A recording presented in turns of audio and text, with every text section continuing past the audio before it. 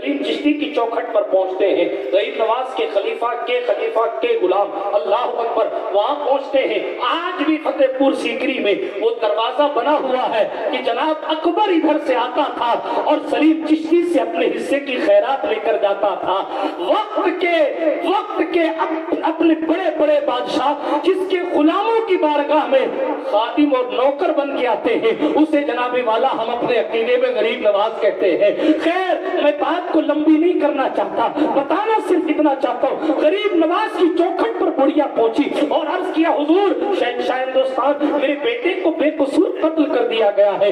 آج ہمارے بھی کام ہوتے ہیں، آج ہماری بھی تمنائیں ہوتی ہیں، آج ہماری بھی آرزویں ہوتی ہیں، مگر جناب والا اللہ رب العزت جل مجدہ الکریم کے بندوں کو آج یہ خیال نہیں ہے کہ ہمارا کوئی ہے اس جہان میں۔ ہمیں اپنے رب سے مانگنا چاہیے، ہمیں اپنے رب والوں کی چوکھٹ پر جانا چاہیے، اس لیے کہ ان کے پاس اختیارات ہیں، ان کے پاس تصرفات ہیں، انہوں نے خدا کو راضی کیا ہے۔ یہ چاہے تو دم میں کائنات کا نقشہ بدل دے، یہ چاہے تو ہمارے معاملات کو حل کر دے، مگر اللہ کی ذات پر توکل ہمارے دلوں سے ختم ہوتا جا رہا ہے۔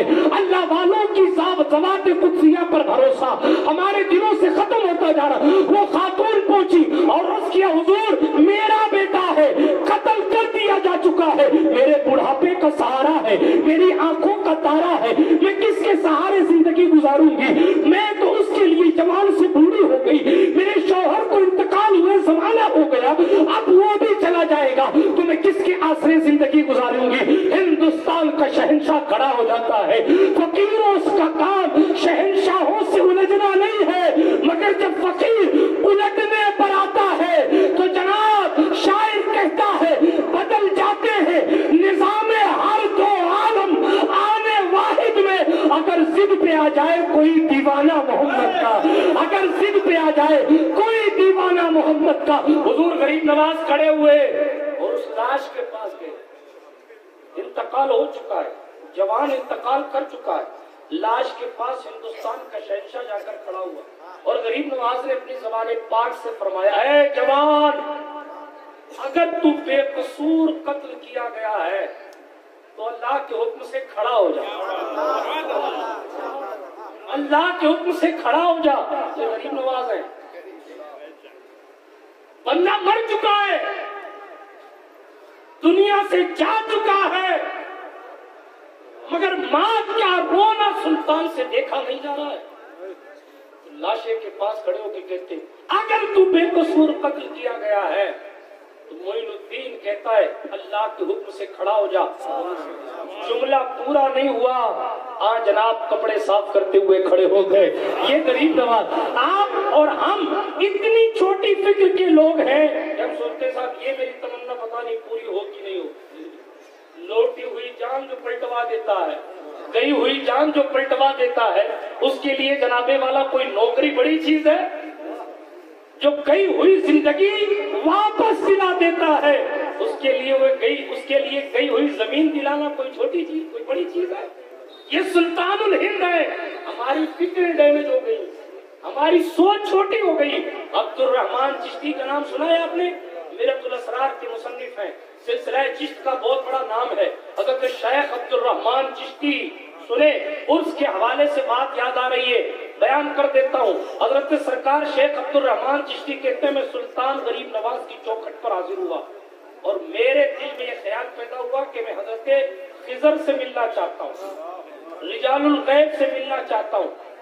کیا دیکھیں، ہماری اور آپ کی تمنائیں یہ ہوتی ہیں کہ غریب نواز ہمیں فارچونر مل جائے، غریب نواز میرا بھائی پی اے میں پاس ہو جائے، غریب نواز میری بہن کی شادی اچھی جگہ ہو جائے، غریب نواز میری نوکری اچھی جگہ لگ جائے، یہ ہو جائے۔ مگر دیکھیں صاحب، منزل عشق میں تسلیم و رضا مشکل ہے، جن کے رتبے ہیں سوا ان کو سوا مشکل ہے۔ وہ حاضر خدمت ہوتے کا حضور خضر سے ملنا، خضر سے ملنا۔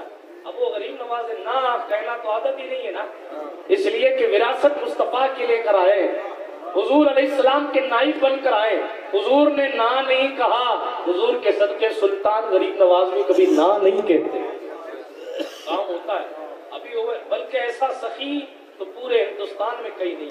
اچھا، ہندوستان جب غریب نواز کی طرف منسوب کر کے بولا جائے تو ایسا نہ سوچا کیجئے کہ اس میں پاکستان یا بنگلہ دیش نہیں آتا، یہ تو بعد میں لکیر کھینچی گئی ہے اور پاکستان کو الگ کیا گیا ہے اور بنگلہ دیش کو الگ کیا گیا ہے۔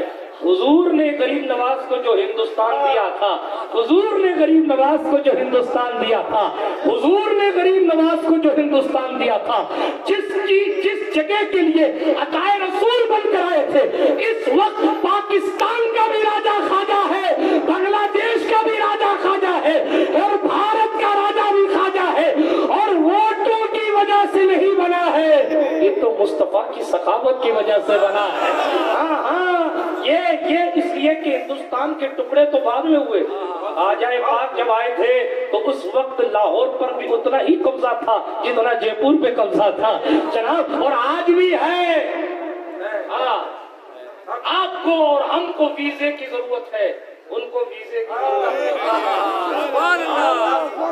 اس لیے کہ وہ غریب نواز ہے۔ اچھا خدا کی قدرت دیکھیں، بابا قطب کو ادھر کر دیا، فرید الدین کو ادھر کر دیا۔ حضرت قطب الدین بختیار کاکی تشریف فرمائے، جانشین غریب نواز تشریف حاضر خدمت ہے۔ سلطان غریب نواز دلی آئے، سارے مریدوں کو عطا فرمایا جو عطا فرمانا تھا۔ بابا فرید چلا کر رہے ہیں، انہیں بلایا نہیں گیا، بابا قطب نے جان کر نہیں بلایا۔ اللہ اکبر، سارے لوگ جب فیض پا چکے، روشن ضمیر پیر آقا نعمت حضور غریب نواز کہنے لگے قطب الدین سارے ہو گئے؟ تو کہا جی حضور سب ہو گئے، سب ہو گئے۔ تو پھر غریب نواز نے پلٹ کے پوچھا، ہو فرید الدین کہاں ہے تمہارا؟ تمہارا فرید کہاں ہے؟ یہ تمہارا فرید کہنا تھا۔ بابا قطب اچھل گئے، کہا حضور آپ کی زبان سے یہی تو سننا چاہتا تھا کہ میرا پیر بھی اس بات کا کو مان لے کہ میں نے بھی ان کے مشن کی کچھ خدمت کی ہے۔ بابا فرید بلائے گئے، بابا فرید کہتے ایک طرف میرا پیر ہے، ایک طرف دادا پیر ہے، پہلے کس کے قدم چوموں؟ آج تصوف ہی سنے نا، آج آپ کو میں چشتیت ہی سناتا ہوں۔ ہاں بابا فرید سوچنے لگے کہ میں پہلے اپنے پیر کا پاؤں چوموں کہ دادا پیر کا پاؤں چوموں۔ دل نے کہا فرید الدین تجھے تو حمید الدین نے مرید تک نہیں کیا تھا اور دوڑا دیا تھا اور کہا تھا بادشاہوں کو صوفی مرید نہیں کرتے ہیں، حمید الدین ناگوری نے یہ کہہ کر منع کر دیا تھا، مگر قطب پاک نے تجھے اپنے دامن میں قبول تو کیا ہے۔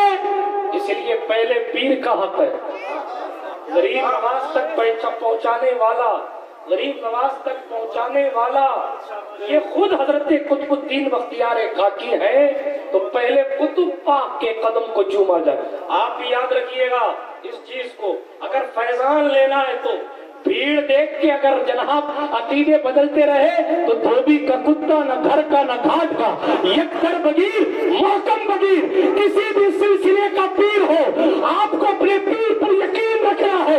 ہمارے مفتی اعظم راجستھان فرمایا کرتے تھے، فرماتے تھے سنو اپنے پیر کو چھوڑو مت، کسی کے پیر کو چھیڑو مت، اپنے پیر سے اگر دامن سے وابستہ رہو گے تو پھر ظاہر ہے یہاں بھی کامیابی ملے گی وہاں بھی، اس لیے کہ پیر کہیں کا بھی پیر ہو جا کر مولا علی کے قدم میں اپنی پگڑی رکھ دیتا ہے، ادھر سے آتا ہے تو علی تک آتا ہے، ادھر سے آتا ہے تو علی تک آتا ہے، ادھر سے آتا ہے تو علی تک آتا ہے۔ جس سلسلے کا جام پی کر جہاں سے بھی بندہ آتا ہے وہ مولا کائنات کے سپرد ہوتا ہے، اور پھر علی سفارشی بن کر کھڑے ہو کر بارگاہ رسالت میں پیش کر دیتے ہیں، اور حضور دیکھتے علی لائے ہیں قبول کر لیا۔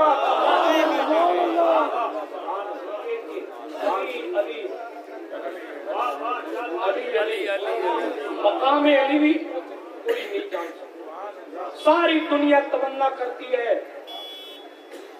اتنا تو کرم کرنا اے چشم کریم آنا، بیدم نے لکھا تھا اتنا تو کرم کرنا اے نرگس مستانہ، تو لوگوں نے بدل دیا ہے ہاں، لیکن بیدم ہے، حضرت وارث پاک کا درباری شاعر ہے، ہاں درباری شاعر